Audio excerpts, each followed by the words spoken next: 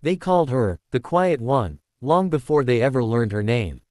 The new civilian advisor walked into forward operating base Kestrel with a canvas bag, a neutral expression, and steps so soft the gravel barely crunched. She moved like someone who'd spent a lifetime avoiding attention.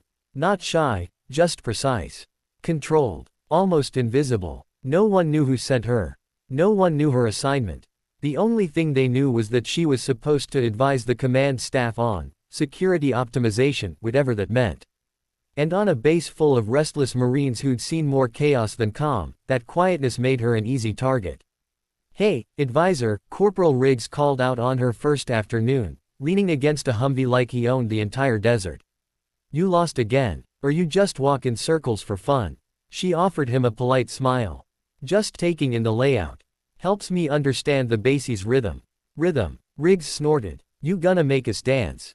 His buddies laughed. She didn't. Instead, she glanced once, just once, at the angle of the watchtower, the blind spot behind the fuel depot, and the pattern of the roving patrol. A 2-second scan, and she saw everything. A fact that none of them noticed. Not yet. The tension really began 3 days later. The base siren malfunctioned for the third time that week, and during the briefing, Major Dawson demanded answers. "Our security coordination is sloppy. Systems are old, protocols outdated. We need efficiency," he said, rubbing his temples. He nodded to the quiet advisor. "Ms. Hale, you're up. Let's hear your assessment." The entire room turned toward her. She looked out at the officers, the sergeants, the skeptical faces. Her hands were clasped calmly behind her back. "The issue isn't the siren malfunction," she said softly.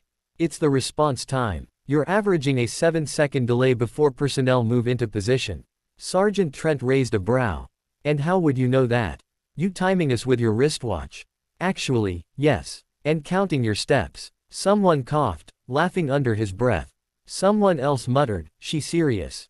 Trent leaned forward. "Ma'am, no disrespect, but you don't look like someone who's ever been on a base like this before." She nodded slowly. "That's true. I don't look like it." But there was something in her eyes, something like a steel trap quietly preparing to spring. Still, most of them brushed her off. She didn't fit their image of someone who understood danger. And that misunderstanding was about to cost someone. Later that evening, Riggs and 2 others, Lowe and Vickers, decided they'd test her nerves. "Just a harmless game," they said. "Just messing with her," they claimed. They followed her to the far end of the base where the storage containers formed a narrow corridor. She was taking notes, marking visibility angles with small pencil dots. "Hey, advisor," Riggs called out. "You doing homework?" She turned to see the 3 men blocking the only exit. "Just working," she replied. "Is there something you need?" "Yeah," Vickers said with a grin. "We need to know who exactly we're taking orders from. You show up with fancy words and start criticizing our drills. Kind of odd for a consultant." "Suspicious, even," Lowe added, stepping closer. Her expression didn't change. But her posture did, barely. Shoulders lowered. Feet angled slightly. A shift that none of them recognized. She spoke quietly, like someone addressing children who didn't understand what they'd stumbled into. "Step back, all 3 of you." Riggs laughed. "Or what?" She sighed. "I really hoped we wouldn't do this." Vickers reached out to grab her arm. And that was the moment everything changed. Her hand moved so fast Riggs didn't even see it. One twist, just a simple, precise motion, and Vickers was on the ground clutching his wrist, eyes bulging from pain. Lowe blinked. "What the?" Before he could finish, she stepped forward, pivoted, and tapped him behind the knee. He dropped instantly, left breathless and stunned. Riggs froze. Who the hell are you?" She stepped back, giving all 3 men room to breathe, even though they hadn't earned that courtesy. "You tried to corner me in a blind zone," she said. "If I'd wanted to hurt you, you wouldn't be standing." They stared, wide-eyed, wiping sweat from their brows despite the cool evening wind.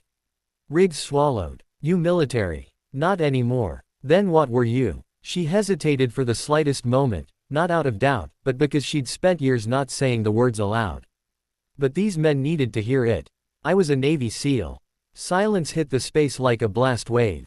Vickers, still clutching his wrist, whispered, "SEAL.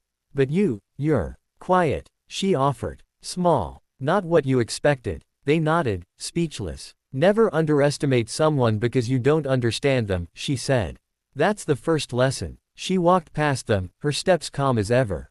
They didn't move until she disappeared around the corner. The next morning, those 3 Marines showed up at the command briefing early, very early. They stood at attention when she entered. No one understood why at first. Then Major Dawson noticed their stiff postures and whispered urgently, "What did you do to them?" "Nothing," she replied. "They just learned something." He frowned. "Learned what?" She didn't answer. Instead, she clicked to the next slide on her presentation. "This," she said, "is how we fix your 7-second delay." The room watched, surprised, as the same Marines who'd mocked her the day before took furious notes like their lives depended on it. And maybe in a way, they did. By the end of the week, the entire base moved faster, reacted sharper, and carried a quiet new respect for the woman they once overlooked. They noticed how she saw everything, every angle, every shadow, every potential threat. They noticed how she carried herself, how she thought, how she never asked for authority yet commanded it effortlessly. One evening, as the sun dipped below the wire fence, Riggs approached her again, this time without jokes. "Ma'am," he said, voice steady, "we're sorry. We didn't know." "I know," she said. "Most people don't." He nodded. "If it means anything, we're glad you're here." She studied him for a moment, then offered a rare smile. "Good. Because I'm here to help. Not to fight you. But you'd win," he muttered. She didn't answer. She didn't need to. Some truths were obvious. And from that day on, no one cornered the quiet new advisor again, not because they feared her, but because they finally understood her. Respect had replaced curiosity. Discipline had replaced ego. And harmony replaced doubt. All because a Navy SEAL walked in quietly. And taught them to see what they'd ignored. If you'd like a title, description, keywords, and hashtags, just tell me.